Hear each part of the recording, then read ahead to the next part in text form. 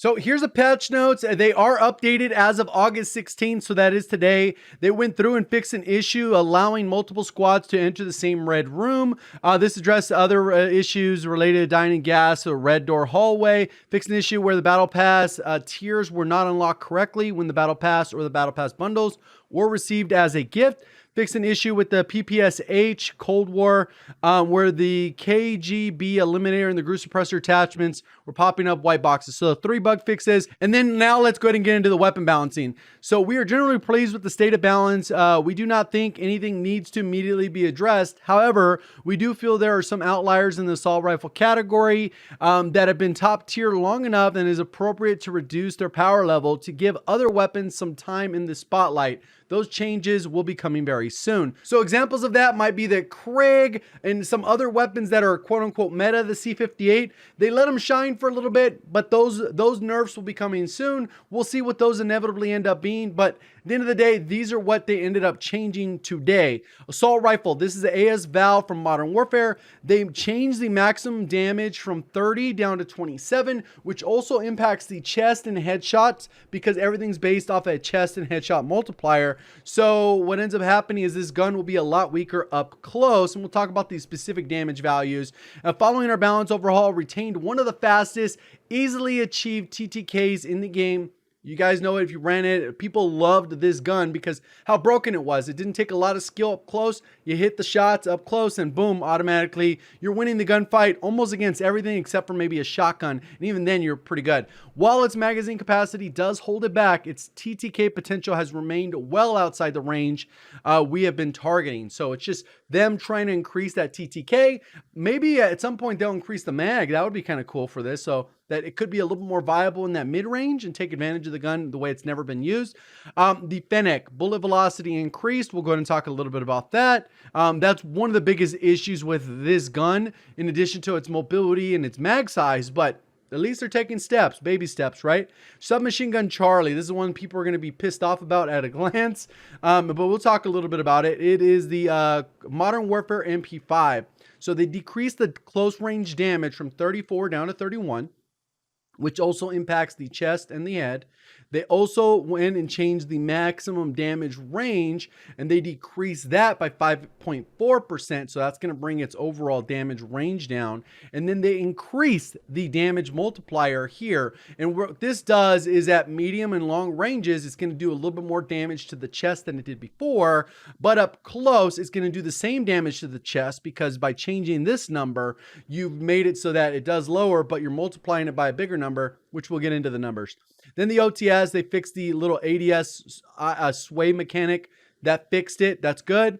Then we have the amp, which they just buffed by extending the mags, but now they've nerfed the maximum damage. The mid damage is now 28. So they added a mid damage value, and then the minimum damage decreased from 28 down to 23. So before, where it only had 2 damage profiles, 1 damage drop off, now it's going to have 2, which kind of throws off things a little bit. M19, they changed this, only applies to the Kimbos. And this is something people were asking me about, and it looks like it did finally go through, and it did change these, and it did also add and make sure that there was a 3rd damage. So there's 3 damage profiles on this one as well.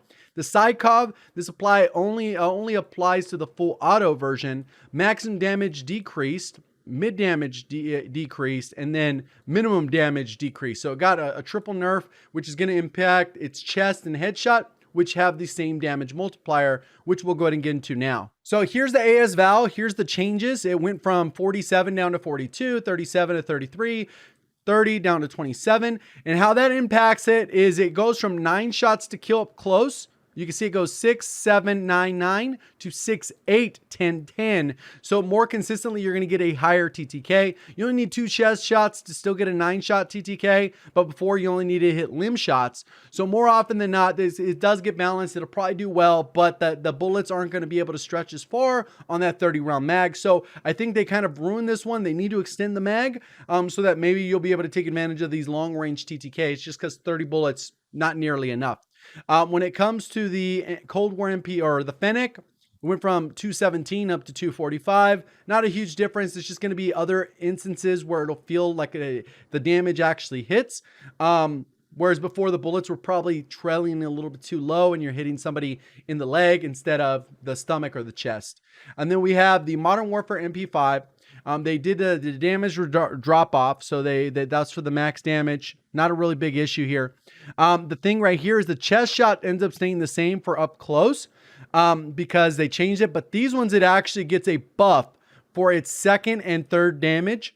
They get a buff because it changed to 1.1, whereas before the stomach and the chest had the same number. As far as this one goes, so the chest stayed the same essentially, and then these ones got lowered. So you're going to need more consistent chest shots to get this same 8-shot TTK. You need the 1 or 5 chest shots to get that in the mix, whereas before you could have just got away with stomach shots. 3 stomach shots, 3 chest shots. So now you actually have to hit chest shots included in the mix. And the reason why it says or here is because let's say you only shoot limbs, you're going to need 5 chest shots. Somehow you're going to shoot the chest without hitting the stomach, but just for comparison's sake.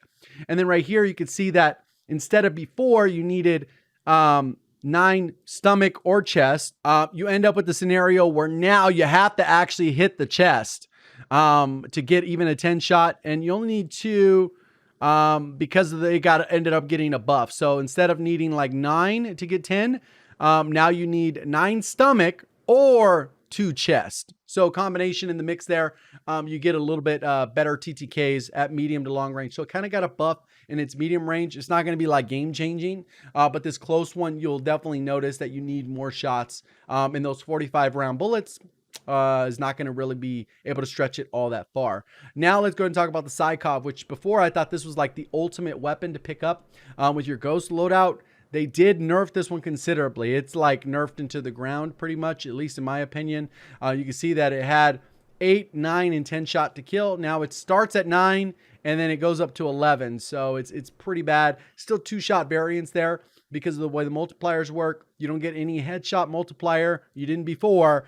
And it just continues on. So SYKOV is definitely not going to be the way. Even though they did extend the mags on the amp, they gone out of their way to actually nerf this gun.